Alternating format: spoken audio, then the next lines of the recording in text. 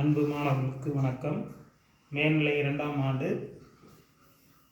தமிழ் பாடத்தில் இன்று அணி இலக்கணத்தை பற்றி காண இருக்கிறோம். அணி இலக்கணத்தில் தொழில் உவமை அணி. தொழில் உவமை அணியினுடைய கேள்வி எவ்வாறு கேட்கப்படும் என்றால், திருக்குறளை கொடுத்துவிட்டு இக்குறட்பாவில் பயின்று வரும் அணியை விளக்கு என கேள்வி வரும், அல்லது தொழில் உவமை அணியை சான்றுடன் விளக்கு என வரும். அகலாது அணுகாது தீக்காய்வார் போல இகழ் வேந்தர் சேர்ந்து ஒழுகுவார். முதலில் இத்திருக்குறளுடைய பொருளை அறிந்து கொள்வோம். இகழ் வேந்தர் என்றால் இந்த உலகத்தினுடைய மன்னரை குறிப்பது.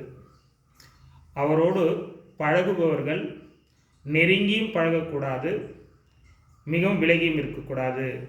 அதை எதற்காக ஊமை கூறுகிறார் என்றால், நெருப்பில் காயும் போது, அதாவது தீக்காய்வு, மிக அருகில் சென்றாலும் அதனுடைய வெம்மை நம்மை சுட்டுவிடும்.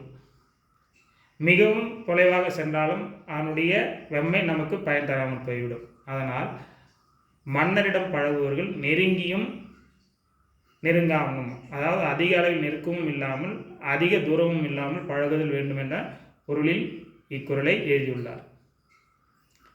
இதில் குளிர் காய்தல் என்ற தொழிலை உவமைப்படுத்துகிறார். அதனால் இது தொழில் உவமையானையாற்றி கேள்வியில் எழுதும்போது முதலில் இக்குறட்பாவில் பயின்று வரும் அணியை எழுதுக எனும் வரும்போது நாம் அணியை முதலில் சுட்டிக்காட்ட வேண்டும். இக்குறட்பாவில் பயின்று வரும் அணி தொழில் உவமை அணி. அதற்கு முன் இலக்கணத்தை எழுத வேண்டும். உவமை ஒரு வாக்கியமாகும், உவமேயம் ஒரு வாக்கியமாகும், போல என பொருள் தரும் ஓம உருபு வர. ஓமை அகலாது அணுகாது தீக்காய்வார், இது ஓமை. நெருப்பு காய்பவரை ஓமையாக கூறுகிறார். போல்க ஓம உருபு. இகழ் வேந்தர் சேர்ந்து ஒழுகுவார், இது ஓமயம், அதாவது மன்னனிடம் சேர்ந்து பழகுபவர்கள். இதில் ஓமை தொழில் சார்ந்த ஓமையாக, குளிர் காய்தல் என்கின்ற தொழில் சார்ந்த ஓமையாக இருந்ததால் தொழில் ஓமினி எனப்படும். பொருத்தம் அரசனை சார்ந்து இருப்பவர் குளிர் காய்பவர்களைப் போல தீயிலிருந்து அகலாது அணுகாது இருத்தல் வேண்டும். இதில் ஓமை, ஓமேயம், உவம அனைத்தும் அமைந்து அகலுதல் அணுகுதல் போன்ற தொழில் சார்ந்து அமைந்ததால் தொழில் ஓமை அணி ஆயிற்று.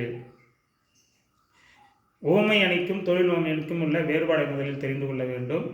ஓமை அணியில் கூறும்போது ஏதாவது ஒரு ஓமையை கூறலாம், ஆனால் அந்த ஓமை வெளிப்படுத்தும் செய்தி இதில் தொழிலாக இருப்பது.